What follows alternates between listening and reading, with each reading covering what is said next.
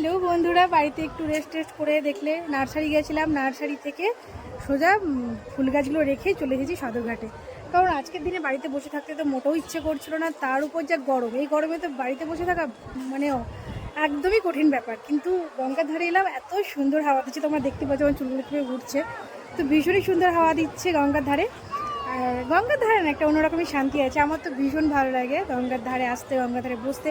কিন্তু নিচে আজকাল প্রচণ্ডই ভিড় হচ্ছে, প্রচণ্ডই গ্যাঞ্জাম হচ্ছে, মানে নিচে বসতে ভালো লাগছে না এত ভিড়ের মধ্যে। এখান থেকেও দেখতে পাবে, দেখো নিচে প্রচুর মানুষের ভিড়। তো সেই জন্য আমরা মানে জিয়াগঞ্জ সদরঘাটের পাশে একটা পার্ক আছে, সেই পার্কের ভেতরের দিকে আছি। তো এই জায়গাটা খুব ভালো লাগছে, মানে বেশ শান্তিপূর্ণ।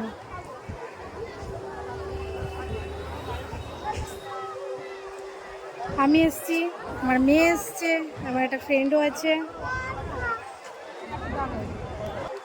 আরুষির মিমি, মামু, আরুষি তিনজন মিলে এখানে ফটোশ্যুট করছে। আর দেখো গঙ্গার পাড়টা কত অপূর্ব লাগছে, আর এখানে কত মানুষের ভিড়। আর এখন হচ্ছিল গঙ্গার আরতি, সেই জন্য ভিড়টা আরও বেশি। কিন্তু গঙ্গার পাড়ে না একটা অন্যরকমই শান্তি আছে, আমার ভীষণই ভালো লাগে।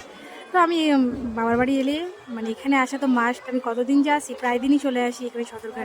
আমার ভীষণ ভালো লাগে। প্রতিদিন একটা ছোটোখাটো মেলা বসে। আজকে ভেবেছিলাম মেলা যাব, আমাদের ওখানে শ্মশানের মেলা হচ্ছে, কিন্তু বিশ্বাস করো এত গরম, এই গরমে তেমনি সেদ্ধ হয়ে যাচ্ছি। আর যদি শ্মশানের মেলা যায় তাহলে পুরো ভর্তা হয়ে যাবো, সেই কারণে আর গেলাম না। কারণ প্রচণ্ড গরম, হাওয়াটাও একদম নেই। তো এখানে এসে বেশ ভালোই লাগলো। তো চলো বন্ধুরা, বাই, আবার পরে তোমাদের সাথে দেখা হচ্ছে।